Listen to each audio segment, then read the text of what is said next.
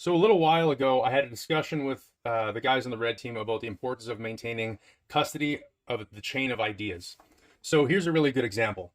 We have a version of the Danger Dashie that we started working with Danger back in 2020 and started doing some stuff with them in 2021. So this is specifically the Fast Dashie version, the first race knife. Now, I come from a ninjutsu background and I like Shuriken stuff that was shorter. So I prodded Danger and we went through and shrunk it down to a carry size. This is the first version of the 8.5 inches of Danger that you'll notice in 1/4 inch. So the first version that was produced was actually in 3/8 of an inch.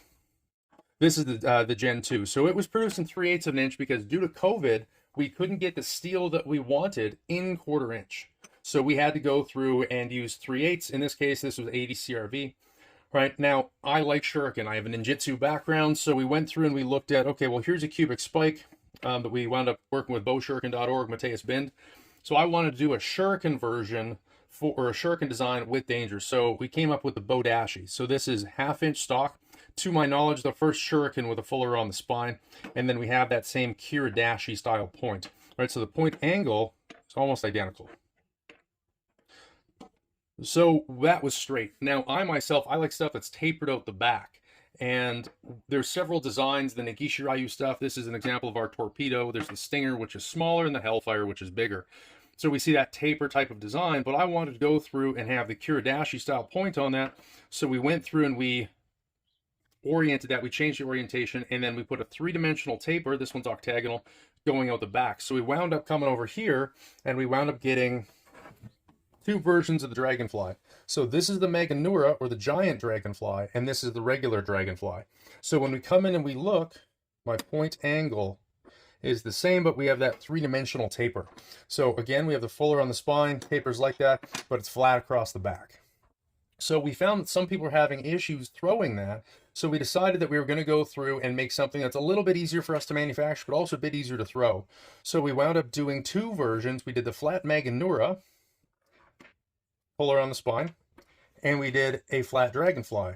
So the difference between the 2 of these is this one actually is just a flat profile of the Meganura, and this one follows that same thing, except we went through and we took this and we squished it down, so this has the same balance as this one because there's extra material on that 3-dimensional taper, and the flat Meganura accounts for that.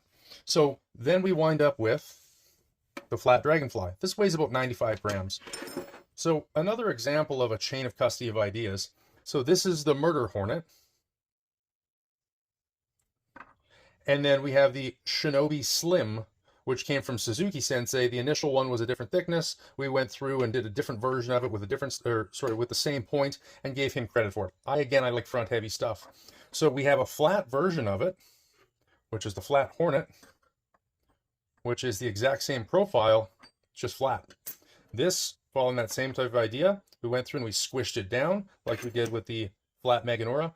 We also have flat versions of the bow dashie. We have flat versions of the cubic spike, and the Kaizen by Joel Halpin is actually really similar to a fully squished down version of the flat bow dashie. So we're looking at the chain of custody of ideas. So I hope that clears up any confusion that's out there on how it is we arrive at the things that we do and why it is important to have a chain of custody of ideas. All the Shuriken, all of these designs, you can go through and find some variation of this in the Chinese text. And when you start looking at Fei Biao, you can also go through and find a lot of heavy influence. This is textbook, Negishi Ryu. All of these things already existed, and that's where our influences come from. Hope that explains it and clears a few things up for some folks.